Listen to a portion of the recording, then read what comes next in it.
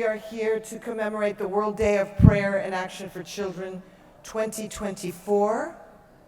We have a very exciting, I think, a very exciting program that I think will be uplifting. Hope it will be uplifting.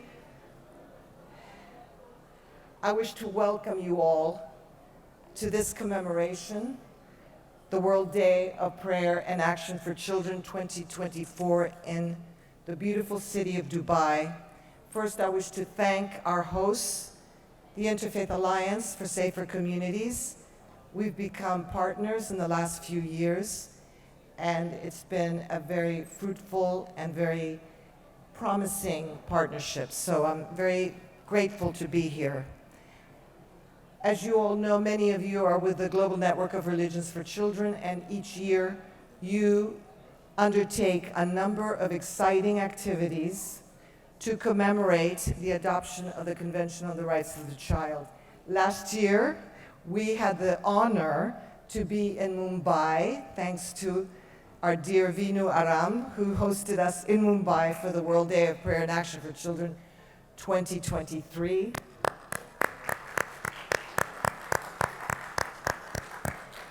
And the year before that, we had the privilege to be in Rome, in the beautiful city, holy city of Rome. And the year before that, we were actually here in the UAE, in Dubai, also commemorating the World Day. And many of you have been commemorating the World Day in your homes and towns and villages. So this is all very promising. Today what we're doing is we're commemorating 16 years since we started the celebrations and the activities that we look to spur action for children. So what we look at is promoting prayer and however you worship in order to mobilize our communities, to bring people together and to spur action that will be meaningful for children everywhere. So I know we have a tight program, and first I want to tell you we're going to be seeing a video of the 16 years. Many of you will be recognizing yourselves in it, perhaps. We will be listening to some special speakers and guests, and we will also, which is one of our trademarks, have an intergenerational dialogue. And we are also going to be announcing the Wear My Shoes Award 2024. This is our 4th edition, thanks to the Interfaith Alliance for Safer Communities, which we have been working with the last few years with this award. So we will be announcing the winners this year. And finally, we will end with a musical performance that I think will be uplifting and make us all feel like there's a lot of hope in the world. In any event, now I have the privilege to introduce my dear, cherished colleague, Mr. Kul Gautam, who doesn't need much of an introduction, but we have been working long and hard together for many years, and he will be sharing some of his remarks. Mr. Kul Gautam spent many years with the UN, and he also has an extraordinary background in development and working for children's rights, and he will share his thoughts with you. Please, Kul. Big round of applause.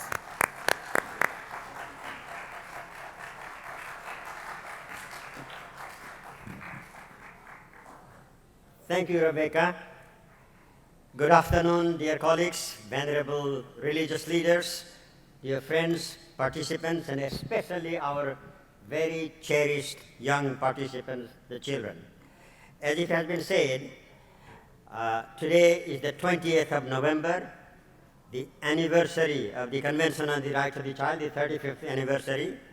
It's also celebrated around the world as International Children's Day.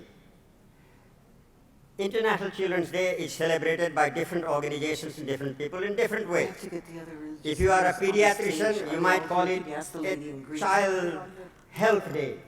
If you are an educationist, you might call it a Child Education Day. And we are wondering, if you are a faith-based organization, what would you call it? What would you do it? So this is the thought that triggered in 2008 when we had the GNRC forum in Hiroshima, the idea of the faith-based organizations celebrating it as a World Day of, what do religious organizations do? They do a lot of prayers. Prayer. But we said prayer is good, necessary, important, but not enough. Prayer should be followed by action. So that's how we decided that it should be a World Day of Prayer and Action for Children. So I want to welcome you to the celebration of this important day that was decided, as I said, in Hiroshima. This annual commemoration initiated by Arigato in 2008 holds a profound significance because we unite on this day to celebrate the Convention on the Rights of the Child, its adoption in 1989. It has been 16 years, as Rebecca said, that we have been celebrating this day of prayer and action for children, first starting in Hiroshima. Today we come together representing diverse faiths, communities, faith-based organizations, human rights advocates, and other like-minded people joined by our shared commitment to advocate for, to help, to empower the children of the world. We especially extend our gratitude to the large network of GNRC members who have been very active throughout the past 16 years in commemorating this day in all parts of the world. But I also want to especially thank all the participants, all the members who are involved in organizing this conference, because all of you too have been celebrating this day of prayer and action in a variety of ways. As many speakers yesterday and today, including our special representative of the Secretary General on violence against children, highlighted with many numbers and facts and figures, and as our Nobel laureate Kailash Satyarthi did this morning, the situation of children is challenging. In some ways, it is like in human civilization, we go 2 steps forward and 1 step backward. Certainly with the COVID pandemic, the situation has gotten worse. We are regressing in some of the progress that we made. On top of that, with all the conflict, we heard all the statistics and facts and figures. And therefore, it is all the more important that faith-based organizations, in partnership with secular organizations, we recommit ourselves to prayers followed by action to commemorate this day. So I want to once again welcome you warmly, and we have a fascinating program. And let me also take the occasion to do 2 things. One, to thank our dynamic executive director of the New York office that deals with the prayer and action for children. She has been the leader of it for the half of those 16 years or more. And secondly, let me take the special occasion to thank the Interfaith Alliance for Safer Communities here, who have been not only supporting this large GNRC, but the Day of Prayer and Action, including this award, innovative award called Wear My Shoes, for several years. And because of the Interfaith Alliance's partnership, the program has been so successful in recent years. So I want to express our gratitude to them and gratitude to you, and all the best, and join us in celebrating this anniversary. Thank you. Thank you, Kool. Thank you very much, Kool. He's been leading us for a number of years, always inspiring and always guiding us. Thank you very much. As is our custom every year when we honor children by commemorating the World Day of Prayer and Action for Children, not only for children, but with children, as we learned last year in Mumbai. I'd like to call my cherished colleague, Reverend Fred Nayabera, to help us now, where we do our symbolic interfaith prayer. Tomorrow there will be a full-fledged interfaith service led by Reverend Miyamoto and Reverend Fred Nayabera. But today we are doing a small symbolic worship moment for spiritual reflection.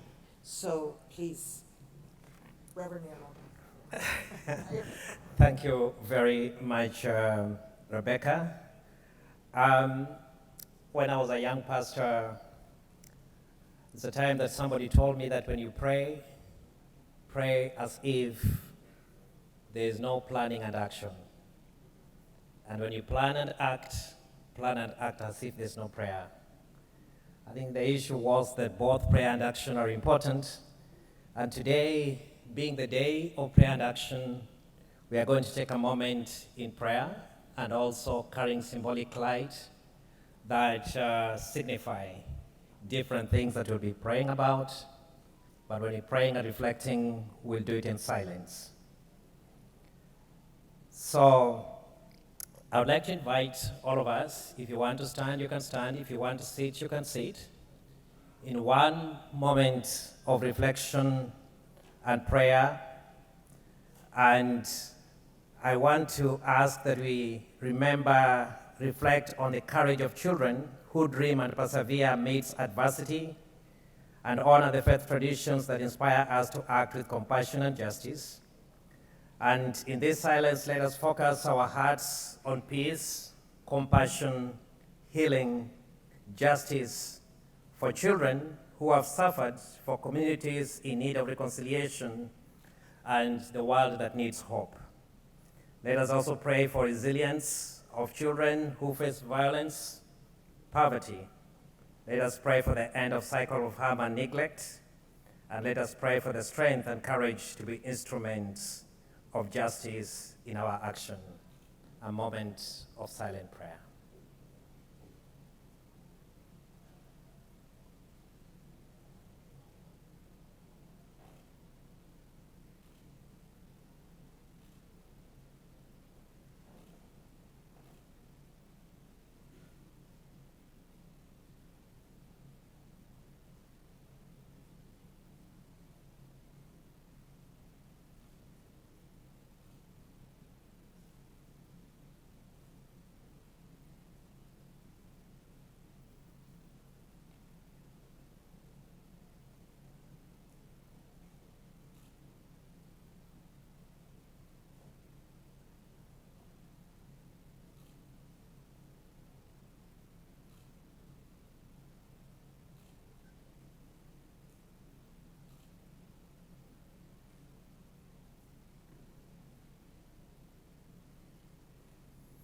Thank you very much. May our collective prayer and reflections become the seed of transformation, bringing healing and hope to every child. I will now invite faith leaders from diverse traditions to join me. Each will hold a light symbolizing different aspects of your trusting and praying for, small but powerful in its symbolism. We will start by having our President, Reverend Keiichi Miyamoto, come to the front, and he will hold the light that symbolizes peace for all the children in the world. Reverend Miyamoto will be followed by Dr. Kezavino Aram, one of the advisory co-chairs, who will hold the light that symbolizes justice for all the children of the world. Then we'll have Rabbi David Rosen holding the light that symbolizes reconciliation that is very much needed in the world in conflict today. Rabbi David will be followed by Archbishop Julio Murray, who will be holding light that symbolizes healing.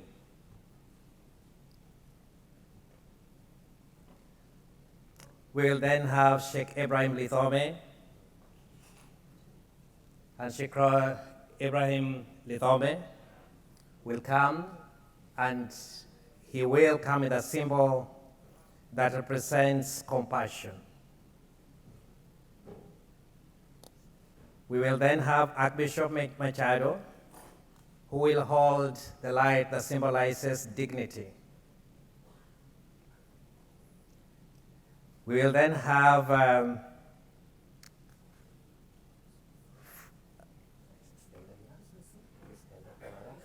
is Elder Pereira in the house? Elder Pereira will hold the light that symbolizes hope for a better world.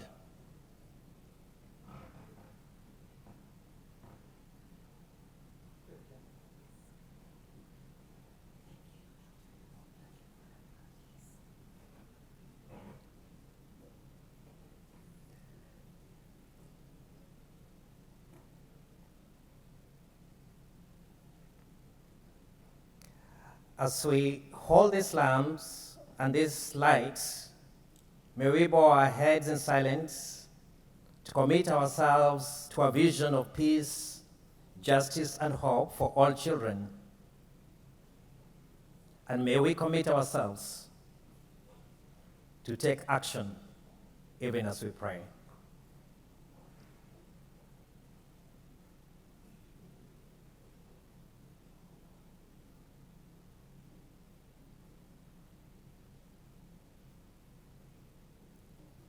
And so today, may these lights remind us of our shared commitment to create a brighter, more just world for all children today. Thank you very much.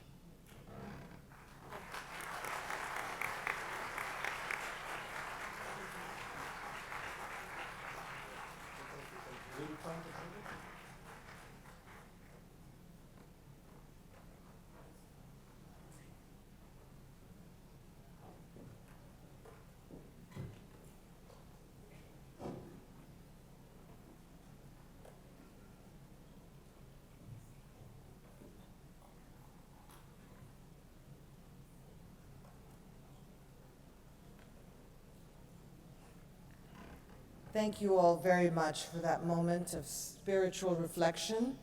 Thank you, all the participants. We're very grateful to your support.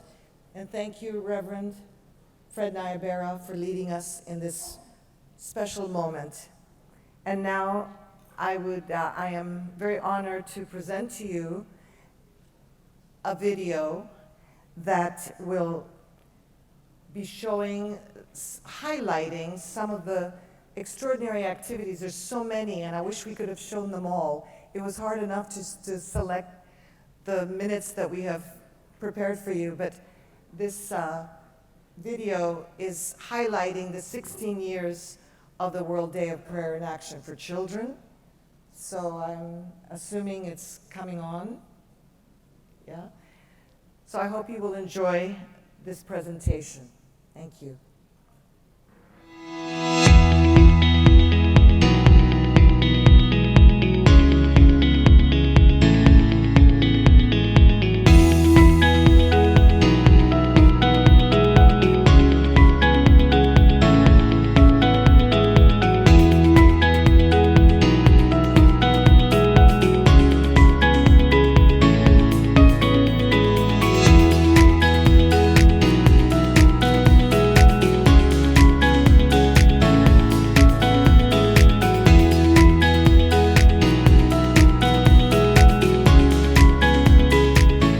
In 2008, amidst the echoes of peace in Hiroshima, a vision was born, a vision that continues to guide us today. The late Reverend Takayasu Miyamoto planted the seeds of hope during the third forum of the Global Network of Religions for Children. He believed in a world where every child's voice could be heard, where every child could live in peace and dignity. Today, we carry forward his legacy through the annual World Day of Prayer and Action for Children, a day when our prayers rise as one and our actions unite across boundaries. Together, we work for a sustainable future where every child can grow up safe and filled with hope for a brighter tomorrow. May our prayers be the spark that ignites change, and our actions the path to a future full of promise for the children of the world, the heart of this global movement. Since 2008, the World Day has been celebrated in over 90 countries across Africa, Asia, Europe, Latin America, the Caribbean, and the Middle East. Over the last 16 years, thanks to the support of partners and GNRC members, the World Day has mobilized and inspired actions by millions of children and adults around the world.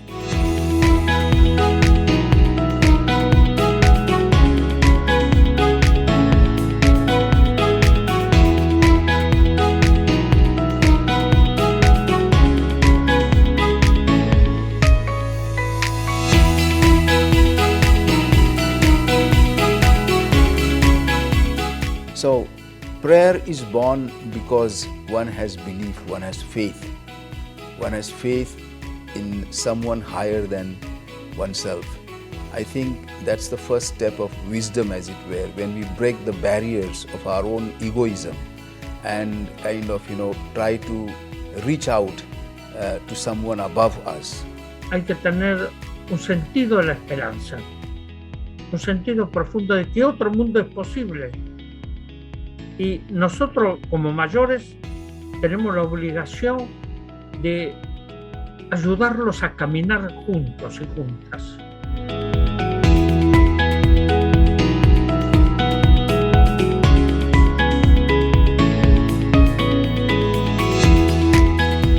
It's a social movement, if you will, and it takes a lot of effort from many organizations working together.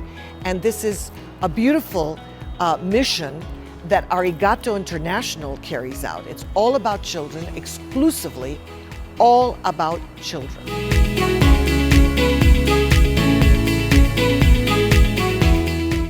Arigato's Day of Prayer and Action for Children brings together diverse stakeholders, faith-based organizations, multi-religious leaders from all over the world, as well as UN agencies, government leaders, and officials, and gives us the opportunity to really focus on the impact. El laboratorio de incidencia ha sido ese trampolín donde nos hemos impulsado para incidir justamente en la sociedad, para ya no quedarnos dentro de los otros, dentro de solamente el espacio eclesial, sino mirar otras aristas, mirar otros espacios, como es la sociedad en general, como son los espacios políticos, como son los espacios sociales.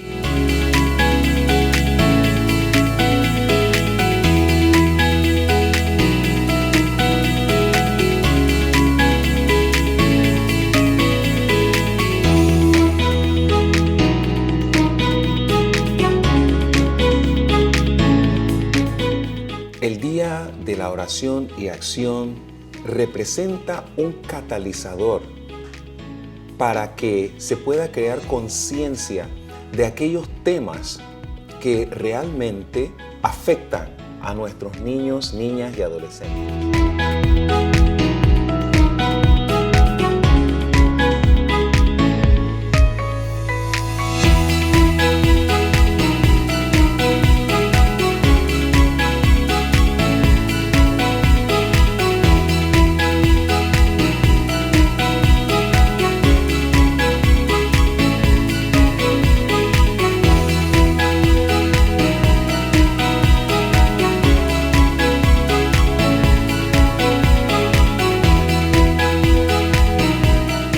So I think prayer without action is incomplete. Prayer hopefully inspires you to do something, not just to say something. So we can proclaim all of these great, noble, aspirations and ideals of life, but unless we live them, show them, do them, then we're not fulfilling our responsibility. So prayer and action go together.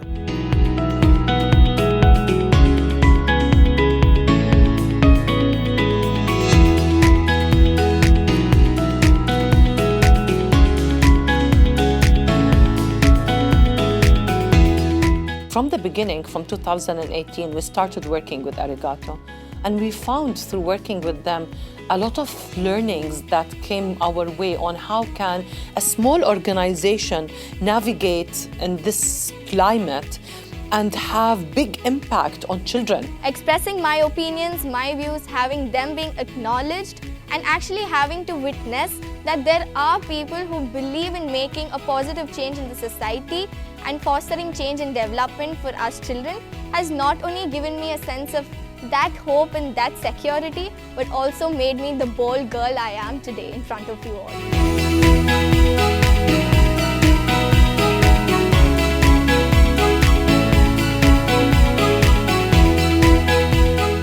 it's really easy to understand that the other person is motivated by faith, motivated by something higher than themselves. And even though it's not the same faith that I share, we both are trying to be better and do better and to serve a higher purpose.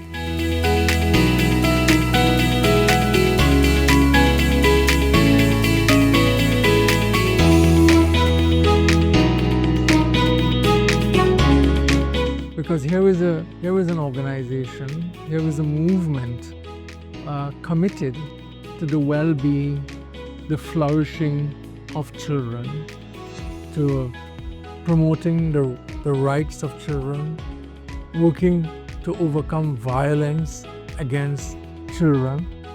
Children participation carries a significance in the social and emotional development of children. Children who are environmental and human rights defenders feel empowered as active citizens. This sense of belonging, in turn, will help nurture children's trust in informal and formal institutions. Some youth may not agree with the presence of the refugee in the country. So I feel it's our moral duty to speak to them and try and change their minds.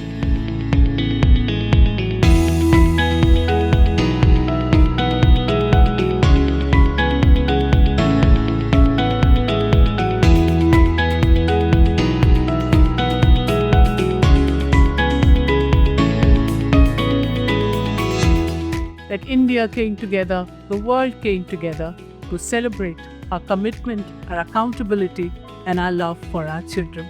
May you remember the words of Mahatma Gandhi. If we want real peace in the world, we have to begin with your children. 皆さんが今日一日を通じて新たな喜び、新たな希望、さらに明るい展望を持つことができたり、みんなと一緒に平和な世界を築くことができる、信じることができたならば、毎日子供たちのために祈り、行動しようではありませんか。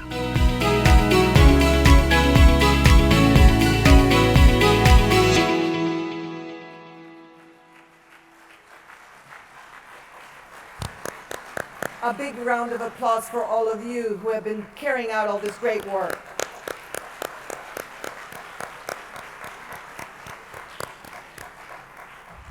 So it is my privilege and honor now to introduce someone who will be speaking about what partnership is all about, and that is what we do at Arigato. We build partnerships so that together we can do more for children. So I'm very pleased to introduce to you Miss Nadia Sharouk. A big applause for Nadia Sharouk, who is here representing the Executive Director of the Pan American Development Foundation of the Organization of American States.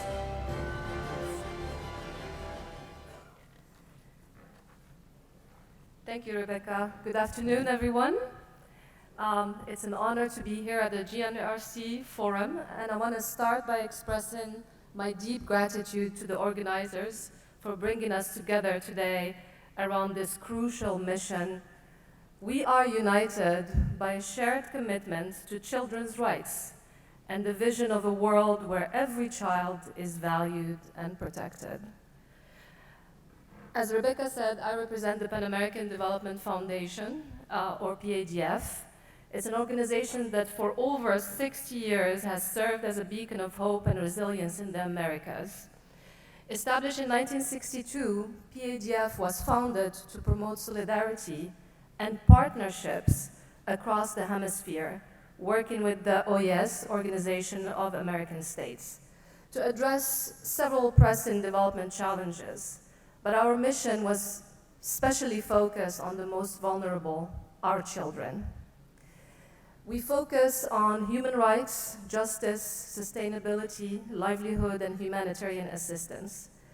These themes guide our work across Latin America and the Caribbean as we support communities in building better lives and protecting their most vulnerable members.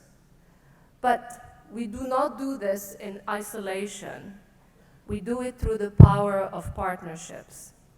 What makes PADF unique in its role as a bridge, a trusted convener that brings together faith-based organizations, civil society, institutions from governments, and the private sector to work together for the common good. But this is more than just coordination. It's about weaving together the unique strengths of each sector, each partner, to create something greater than the sum of its parts. Imagine a community in Central America where violence and poverty create an environment where children feel trapped, with little hope for the future. When we step in that space with a vision to create safe spaces where children could learn, play, and simply be children. But we don't do it alone. We partner with local churches that already have deep trust within the community. These faith leaders allow us to work with experts on children from civil society, offer mentorship and support. The private sector will join by providing educational tools, transforming these spaces into centers for learning and growth. One story from this work stands out. Imagine a young child deeply affected by the violence in their community began participating in one of these safe spaces. Through the mentorship of faith leaders and the guidance of civil society experts, the child gradually regained their confidence, began attending school regularly, and eventually excelled in their studies. This transformation was not just personal.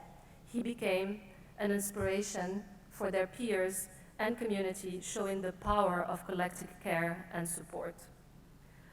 Over the last year alone, we at PADF have invested over $130 million in these communities across Latin America and the Caribbean, assisting nearly 1 million individuals. These partnerships foster trust, enabling children to feel seen and safe. It's not just about the numbers, it's about the stories and the lasting impact.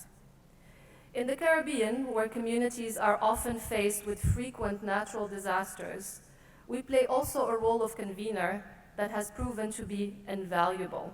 When a hurricane strikes, children are among the most affected. We work with churches and faith-based shelters to provide immediate safe havens after the hurricanes, while civil organizations brought trauma counselors and private sector partners supplied emergency kits. This network of care reached tens of thousands, providing not only shelter, but hope and reassurance where there were none. At the heart of our work is the belief that sustainable change is built on collective action. Faith-based organizations bring the deep community trust and moral leadership that can mobilize hope and resilience. Civil societies, organizations bring the advocacy and expertise needed to implement programs effectively. Government institutions provide the policy framework, and the private sector introduces innovative solutions and critical resources. Our role at PADF is to bring these sectors together, fostering collaboration that leads to long-term systemic change.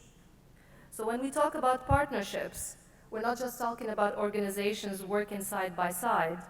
We're talking about a united force that moves mountains for children, creating a network of safety, support, but most importantly, opportunity.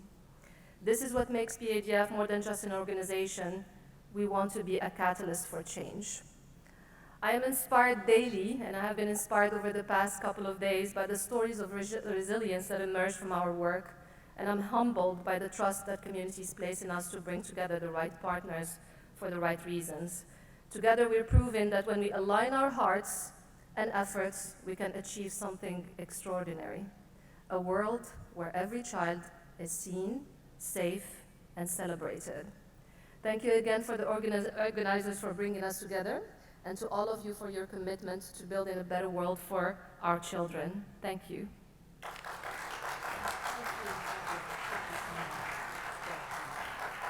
Thank you so much, Nadia Sharouk, for those kind words, and also you're coming all this way to be with us today.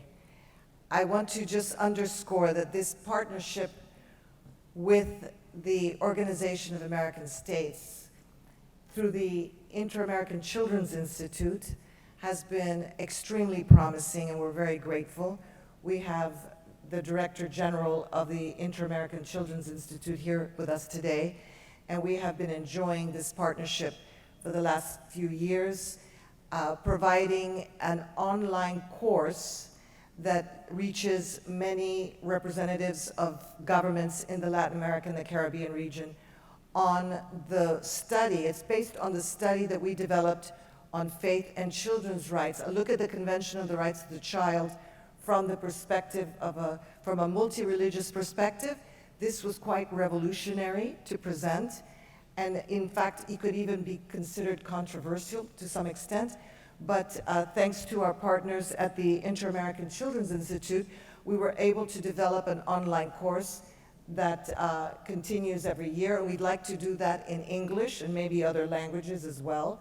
So thank you for the Inter-American Children's Institute, to the Pan American Development Foundation, which supports a lot of the activities of the Organization of American States. Thank you. So now we have come to a different moment in our program where I'm very pleased to say we thought about the last 16 years. We were reflecting on the many activities, and we thought this has been quite miraculous when you think about bringing together so many people from various backgrounds, religions, all to worship together, to work together. It really is miraculous. And it really required vision. Somebody had the vision, and we know that that vision came from Reverend Takeyasu Miyamoto, the late Reverend Miyamoto.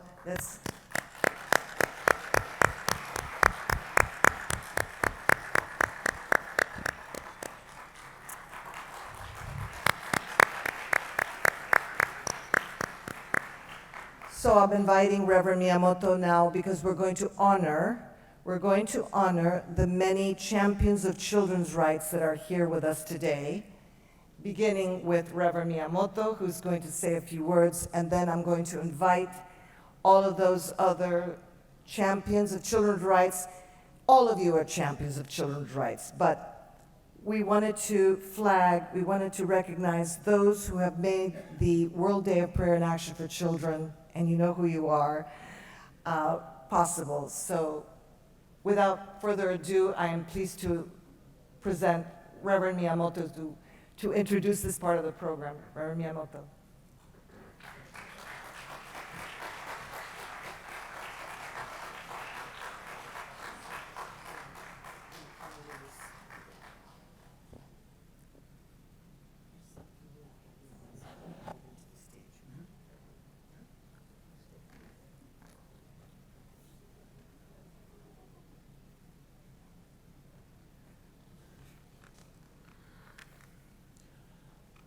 Esteemed honors and attendees, on behalf of Arigato International, it is with great pleasure that we extend our heartfelt gratitude for your continued support throughout the years of World Day of Prayer and Action for Children. Today, we honor you to show our appreciation of your tireless effort as champions of children's rights. So, the vital role that each of you plays as leaders in promoting and protecting children's rights and well-being also provides a beacon of hope for children worldwide, and helps to shape a culture that values and prioritize their welfare.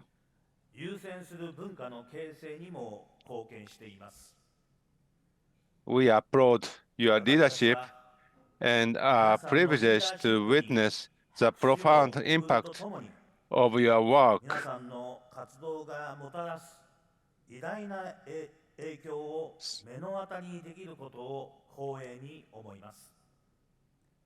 May your achievements inspire others to follow in your footsteps, perpetuating a legacy of peace and collaboration for generations to come. Thank you very much.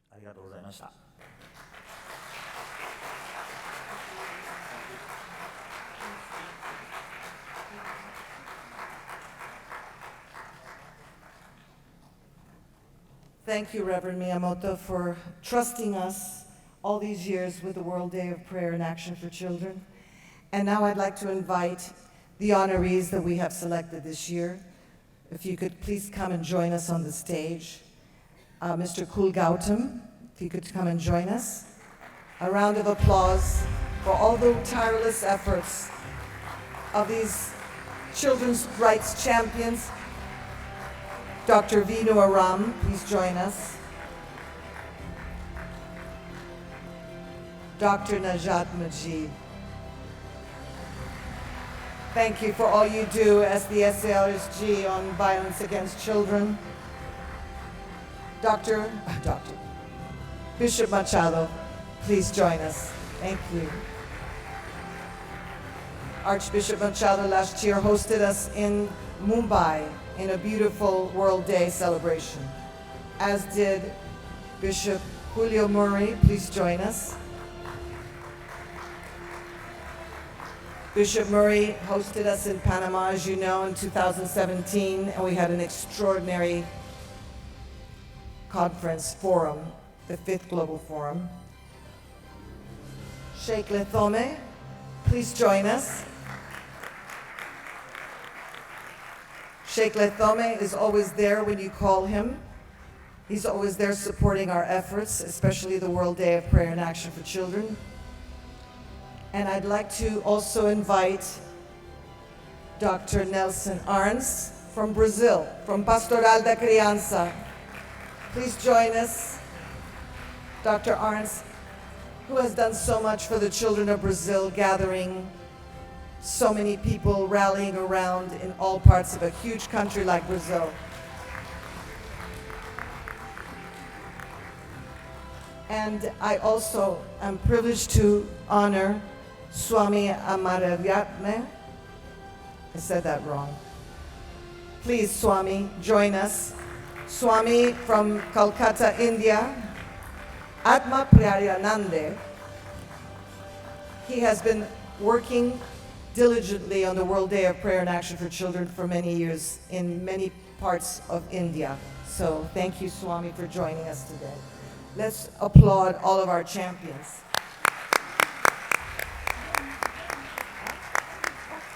Oh, I have one more, I'm sorry. I hope Professor Benyam Dawit Mazmour, I hope you're here. There you are.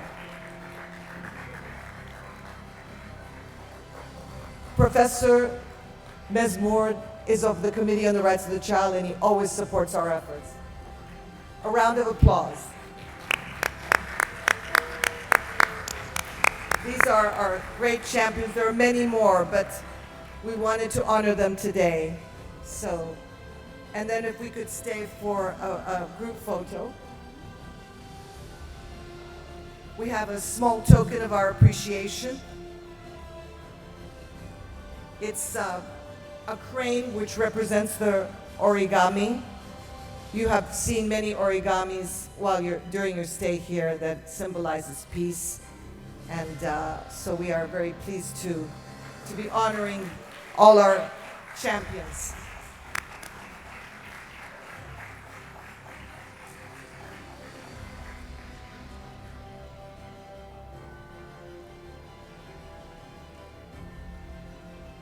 They told me, Rebecca, you have like a 3-hour program all crammed into 90 minutes. But there was so much to be thankful for this year. And we never know what the future has in store, whether we'll be able to meet again. There are 2 people that are missing today because they were not able to come that we are also honoring today. And that is Mercedes Roman of Ecuador, who started the work in Latin America, establishing many GNRC committees, and our dear, dear professor and guiding light, Professor Anantanan Ramachan, who unfortunately could not join us today, but all of you know these wonderful people that we've been working with. So.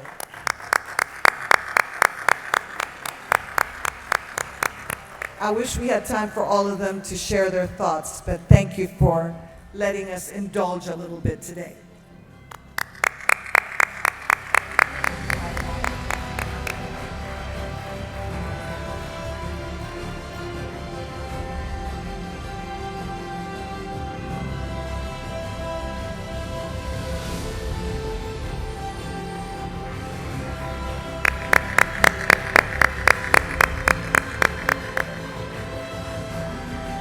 Now for the next part of our program, we couldn't be doing this without our intergenerational dialogue.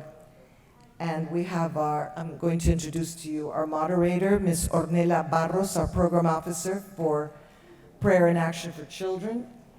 She works tirelessly.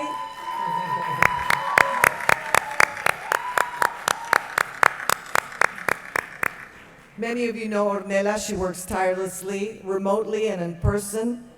And I'm going to turn the program over to Ornella.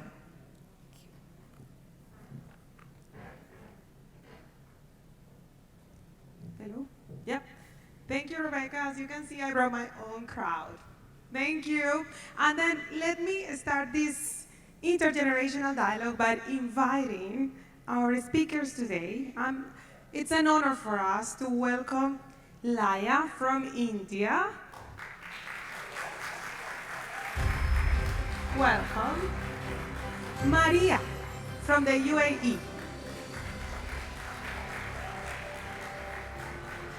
Mario from Guatemala.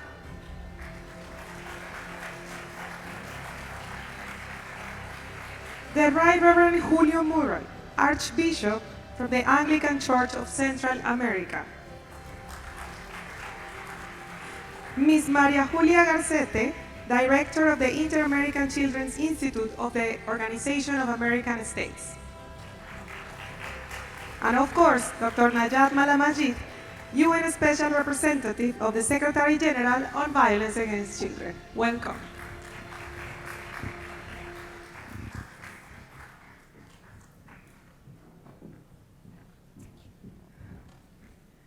As usual, time is a challenge. But this will not prevent us from having this exchange. So even if you want to get closer, please, let's just try to be able to see each other. The World Day of Prayer and Action for Children 2024 is especially focused on peace building. We believe in the power of creating meaningful spaces for intergenerational dialogue, but also action. So allow us just to take these few minutes to share ideas, concerns, but also solutions to issues that, as we have seen these 2 days, are affecting children or are preventing them from enjoying from a safe, secure, and sustainable world. I advise the audience to wear their headsets because 2 of our speakers are going to be speaking in Spanish. So let me just start this dialogue by reflecting on the importance of multi-stakeholder collaboration to cooperate. Perhaps it's just the opportunity to also reflect on why does it matter to promote social accountability and what kind of alternatives we have to scale up good practices on peace building. So actually my role as moderator is actually to not moderate. This is a conversation. And I give the floor to our speakers here to engage with each other and dialogue for the upcoming 20 minutes. Can I? Yeah. Firstly, I would really like to thank GNRC, Arigato International, the Interfaith Alliance, and all of the hardworking people who have helped our voices, the children's, to actually be heard and to be considered as equals And no matter our religion, no matter our country, we are all accepted and our opinion is seen as valuable and worthy. So thank you so much for that. And thank you.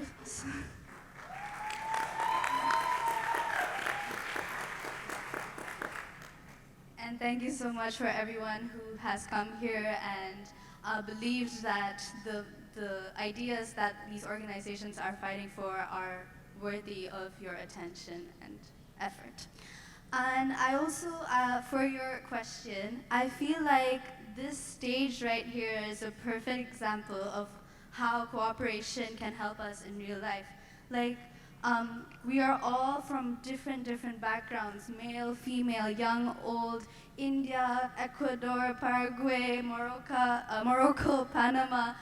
We are all from different sectors of life, but we're all here with the same focus to share our ideas and thoughts and opinions on how to promote peace building, how to promote cooperation, the issues for each factor, the advantages, the benefits, the disadvantages.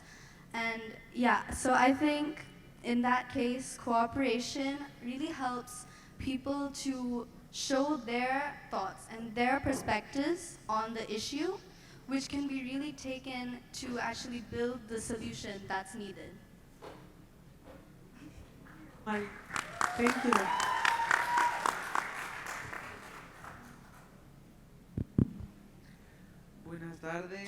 Good afternoon, my name is Mario. As they were saying, it is an honor for me to be here today in front of all of you, being the voice of millions of children everywhere in the world.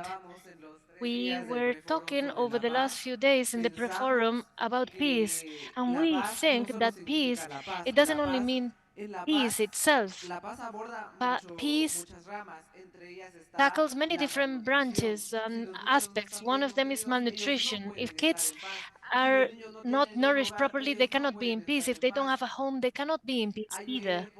Yesterday afternoon, I learned that in my country, in the community where I live, a girl was dragged by a mountain because of the effects of climate change. Who is responsible for such a terrible climate change? Where I live, we were aware of the months, days, and weeks where it was going to rain. Today, we can no longer predict that because everything is polluted, lakes, rivers, etc. So it's impossible to predict. Yesterday, I learned that a girl was looking for food and she was only 9 years old.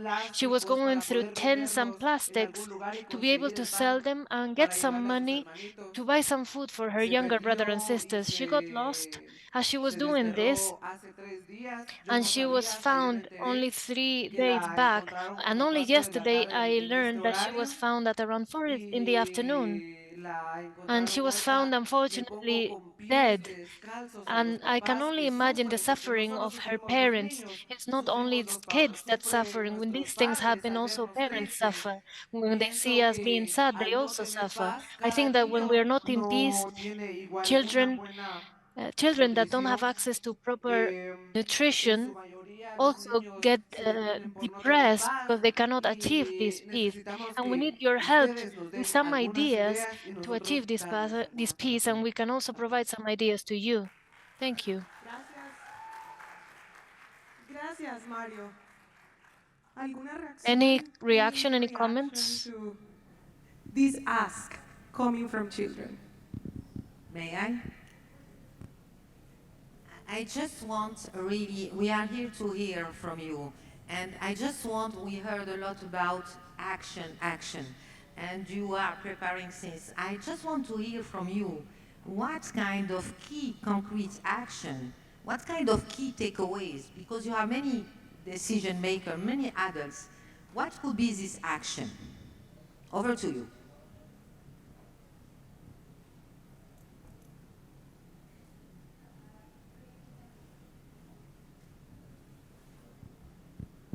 Good evening, everyone. I'm really grateful for the opportunity to share our perspectives with each other. So, the thing that we all hope for, the children that is, to be heard. we all come from different parts of the world. Each of us go through different things. Come on. And we have gathered here so that we can share our problems and the difficulties we face every day with one another. So we just want the adults here, the cultural leaders, the religious leaders, to listen to us, to actually value us and consider our feelings and give importance to us. We want to be heard. Thank you.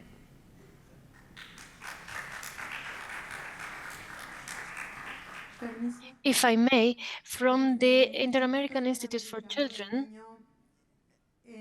we are working for a methodology that is very much related to the involvement of children and teenagers, as has been done during this forum in the intergenerational dialogue.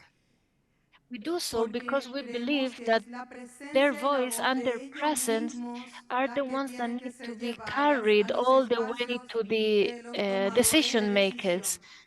And in that respect, being focused only on the opinion of adults, adults are responsible to listen to children's voices.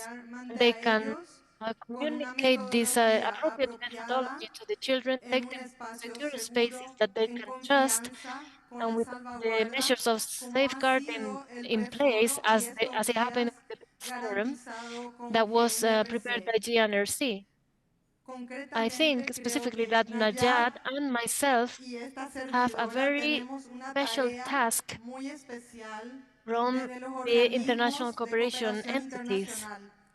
It's only about 10 days ago that we were meeting in Bogota during the ministerial meeting to eradicate violence against children and teenagers, which is SDG number 17.2. In this very day, I want to express my commitment before Maria, Laia, Mario, and all of the other children and teenagers that are at this forum to continue our work in very concrete actions alongside Najat in order to follow up on the state and government's commitment that they signed in Bogota. In 2025, we would also like to bring the voice of children and teenagers to the Americas Summit that will take place in the Dominican Republic, where we will be working on the topic of exclusion and excluded populations. And this is the commitment that I want to show before all of you today. Thank you, Maria Julia. Gracias, Maria Julia. Thank you very much. And you just touched base on something that is very important, because at the end we have heard so far that peace is not only the absence of war.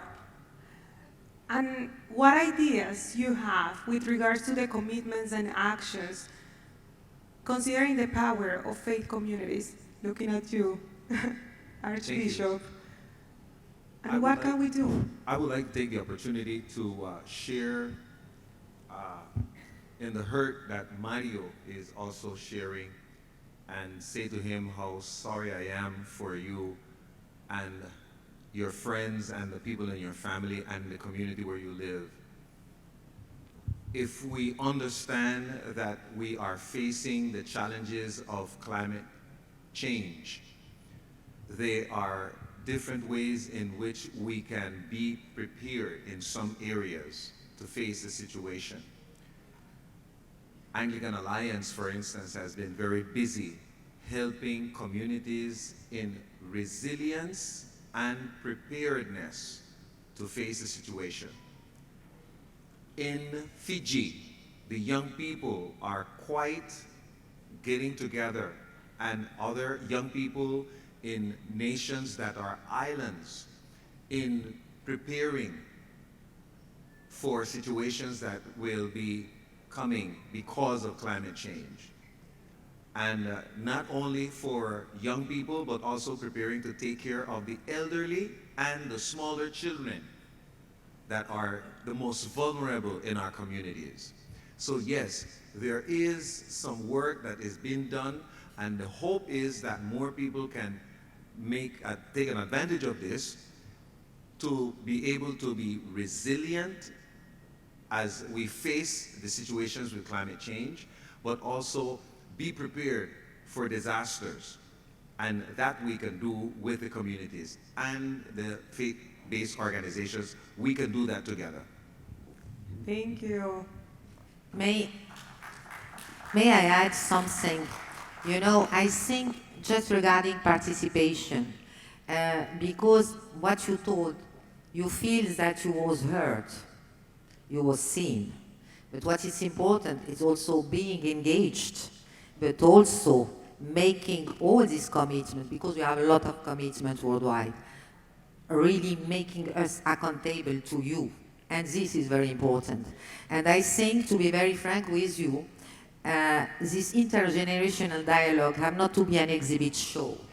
It has really to make sure that the children we work with, they were involved, we need to restitute and to tell them what we did with all these commitments. Each one of us has to be accountable, because what we are not speaking about is accountability. And I want to turn again, to give you the floor. Adults, we spoke a lot. I think today is faith-based organization, religious leader. We are living in a world, peace is not existing, poverty is exacerbated. We have a lot of things that are not going well. But in the same time, we have wonderful young people, young children who are taking action, claiming, are human rights defenders, are environmental defenders. They told, what I think it's important for me today to hear from you, so we are together going to monitor what they are going to do as faith-based organization and faith leader. What could be, what you are expecting from all these people today, from various backgrounds, various religions, to build peace, to build love, to make sure that you children are living in this world with your own dream, without disparity, without, exclusion. I just want to hear from you. Today, use this opportunity to ask them again, so tomorrow they are not going to live without taking action and concrete action. Over to you. Firstly, I would like to just talk about that point where you said this intergenerational dialogue should not be an exhibition or a show. I feel like that could actually be a practical solution that people could implement, where adults and children talk, maybe even on a day-to-day basis. They just talk casually about the problems, the emotions they feel, their perspectives and thoughts on the issues of the world, what they feel is important, etc., etc. I feel like that the practicing that activity could actually help people understand each other better, understand what each other feels, and that can help us build from there on. And I also feel, on the basis of interfaith and working together, I feel like, firstly, Reverend Miyamoto is a walking example of how faith and the essence of humanity goes together hand in hand, and you basically can't have one without the other, because faith is, as previously mentioned, faith is the belief. And this belief can be based on anything. This belief can be based on how humans have, or on hope, or on our future. So I feel like if you have faith, you need to have these values that are important for our humanity. So I ask all of you to look within yourselves on these values that you feel are important for yourselves, for the others around you, for the people you don't know, for everyone around the world, and to ask yourselves what you can do to make sure you are exerting these values and showing how important they are in this world, especially for peace building.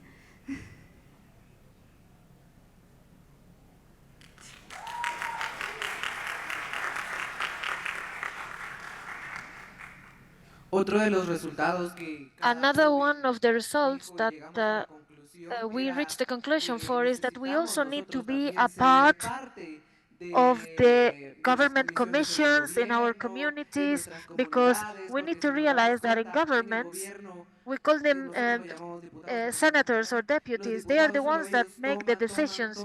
We don't make the decisions as youngsters, because well-being is our responsibility, which is another one of the results that we can expect. We also have an idea which we would like to implement. You all know that some of the youngsters spend a lot of time in social network, video games, and they don't get away from any screen. Even they go to the doctor with a screen. In my volunteer group where I take part, we started creating a website where there is games, there is videos, there's books for moms that like reading, there's comic books. Who isn't going to enjoy a book with cartoons? I think that that would be another de las estrategias para poder llegar, para poder explicarle a los niños desde pequeñitos, para que ellos explain vean to videos qué es children la how paz, they cómo can pueden promote fomentar en su peace in comunidad, their en el schools and in their environment, and colegio. that would be one of our proposals. Yo quiero agradecerte nuevamente, Mario. Mario, I would like to thank you again because you have hit the nail on the head.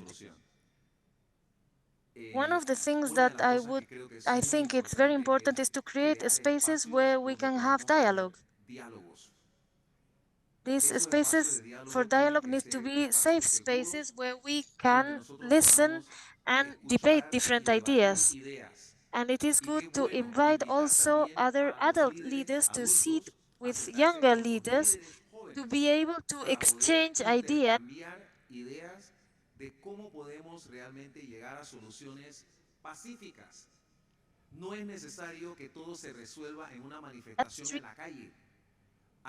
on many occasions. What we need is to create a safe space, and in some places, temples, mosques, churches, these are the places where we can transform into a safe space where we can carry out these dialogues and find solutions with a peaceful approach. Quería sumar sobre el punto que colocó el arzobispo, que los estados también puedan ver a las comunidades basadas en la fe como esos aliados para esos espacios seguros. Y ahí es donde también nosotros tenemos un gran compromiso de llevar estas buenas prácticas y de dar a conocer a los estados, a los tomadores de decisión, esas buenas prácticas. Y creo que la humanidad está en ese momento ahora de reconocernos todos realmente como esos actores comprometidos en ese proceso. Gracias. Thank you all. We had issues with the interpretation. She was repeating. Yeah, she was echoing what Archbishop was saying and the commitment and work with the states. How important it is to articulate with all of them. We are running out of time, but Dr. Najat, please help us. Just one question and you will have the last word. You were seen as part of the solution today during this. My question is, you are going to come back to your country, but you will reach other children and other key stakeholders, you know. My question is, what are you going to do when you are coming back in your country as partners, as actors of solution, as actors of positive change? Over to you. In my country, as I was saying, I am part of a group of volunteers. We have already started those actions. 3 years ago, we started the creation of workshops about mental intelligence, peace ambassadors. Why peace ambassadors? Why? Because all children have to be peace ambassadors. We want to give hope. So they also that teenagers can learn how to get a good education. It is in education where our work has to be. That will be my answer, and we have already started to implement solutions in my community. So the thing I'll do when I get back home will be sharing what I've experienced here. I've learned so many things, and reflecting upon it will be one of the main things. And I have got to know that the amazing things that all of them here do for children and for the development of the young people. So spreading that and being a part of the solution, I like to spread awareness and share with my fellow children what can be done and what is being done for them. So sharing that and making them be a part of it will be a big step towards the right decision. Thank you. Thank you. Thank you. Thank you all. Excuse me. I would like to mention again that we should start thinking, as we were not wearing shoes, we have to talk about those kids that suffer from malnutrition, those people who live or sleep under the bridges. We have to take actions about them. Thank you. I wish we had more time. This is just getting warmed up. Thank you all, children, Archbishop Murray. Thank you, Ornella.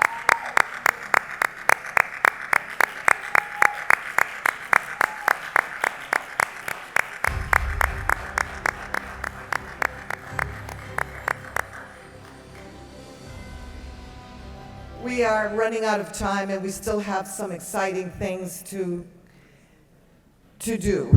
And one of them is to recognize the Wear My Shoes Award 2024. This is the fourth year that we recognize promising practices at the grassroots level.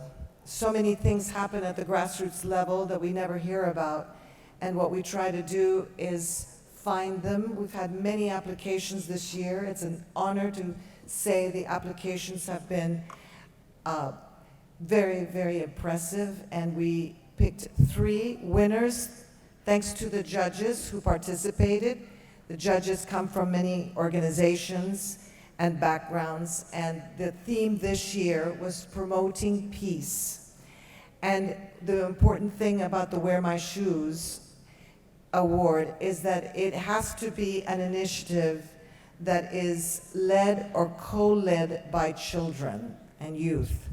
So we have been gathering a lot of exciting projects, and we try to follow up by following up with the different communities and build a community of practice, if you will, with the winners. And I think if you all would like to join us in the future to support this initiative, we would be very grateful. And this year's awards are 3, and the judges selected, first of all,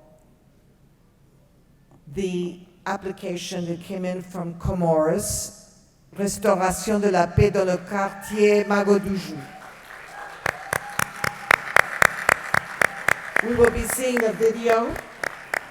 We will now be seeing a video of this wonderful program. Bonjour, je suis Hakim Sen Changama, président du Conseil de la paix et coordinateur de GNRC Comores. Nous sommes très contents et reconnaissants et honorés de recevoir ce prix Wear My Shoes 2024 de Arigato International dans le cadre de la journée de prière et d'action. Et nous l'acceptons. Merci à toute l'équipe qui a participé au process. Merci à Arigato International d'avoir créé ce prix et a permis à nos jeunes et enfants de postuler et de le gagner. Merci Arigato.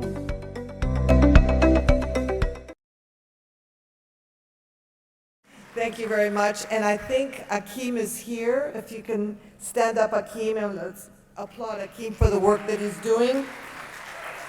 The project aims to find a way to bring together the inhabitants of neighborhood children, young people, to favor dialogue, empathy, reconciliation, and responsibility. Thank you very much.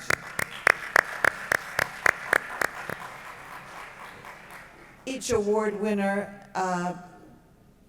receives $5,000 US to continue their good work at the country level in their communities. And I'd like to honor here, recognize that the Interfaith Alliance for Safer Communities established this award with us back in 2021. Thank you very much to the Interfaith Alliance, which has supported us for the last few years. So together with Arigato, we are sponsoring this award. And now the second award was for Lebanon in the education on religious diversity. It started as a response to teachers and principals that were seeing violence and among the students, and the overall goal was to ensure that 4th and 5th grade students were equipped with the needed competencies to accept differences in beliefs, customs, and traditions. And so this provides a way to do critical thinking, intercultural experiences, and encourages a new culture of living together for supporting peace building in the community. So let's do a round of applause for Lebanon. We at Adyan Foundation are thrilled to accept the Wear My Shoes Award from Arigato International for our Education on Religious Diversity program. This wouldn't have happened without our super teachers and beloved students.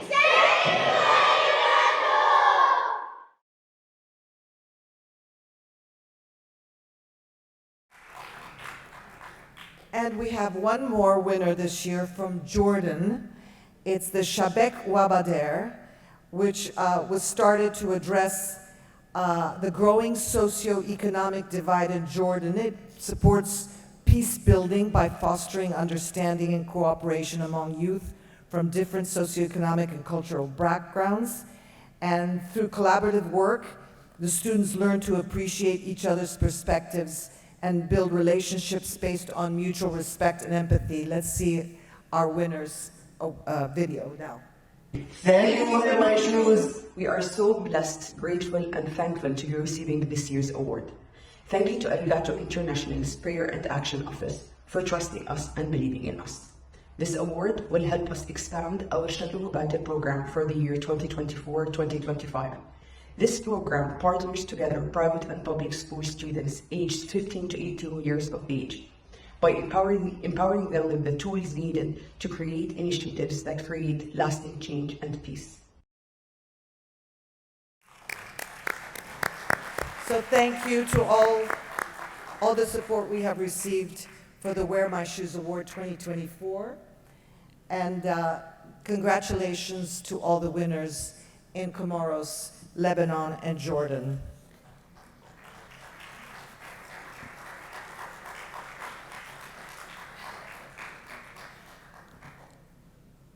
Now it's very exciting. We're going to end with some music that's always uplifting.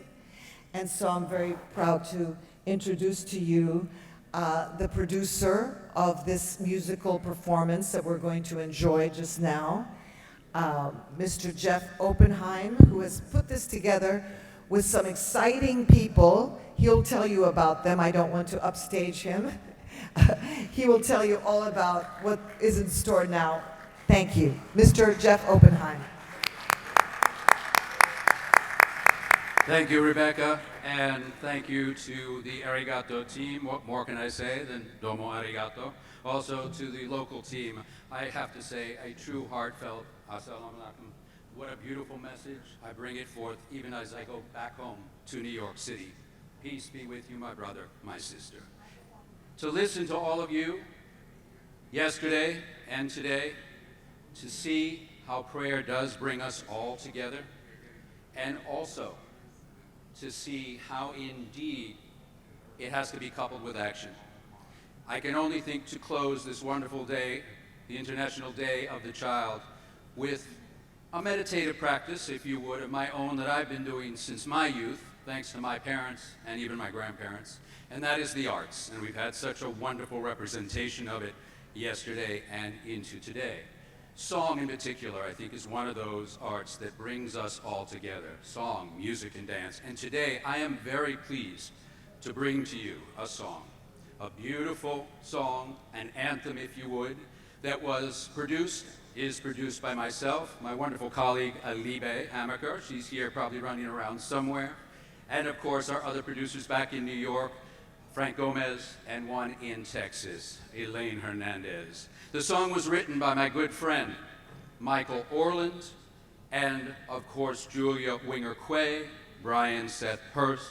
Our studio engineer is Miklos Malik. He is by way of Dubai, by way of Hungary, so even local talent there. And today they've come forward. You'll see on the screen a film. Coming to us via the film are 88 students, choir students from the Rio Grande, University of Texas, Rio Grande Valley. And they're joined by 12 high school students from a local high school in the Rio Grande Valley. And that's a region that you've heard probably a lot of coming from the United States. It sits on our border with Mexico. And regretfully, we'll probably hear a lot more from that section and as they live through this next fold. So this film that you're going to see is also by the students. 24 of them came together to make the music video and also the documentary we're working on. So they are represented by way of us digitally here today. And live on this stage, though, presenting the song with the choir, I bring to the stage a wonderful and dear longtime friend. You probably know him for about 16 years on American Idol, a little show back in New York. And I bring forth Michael Orland.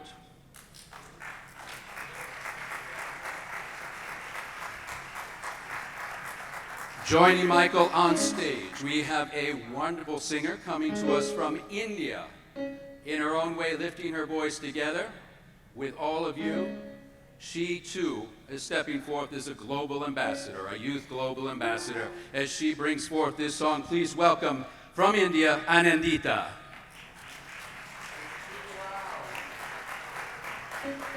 Anandita. And together, Michael and Anandita give you, dare I call it an anthem, you'll sing it too. Ladies and gentlemen, Stand Together for Children.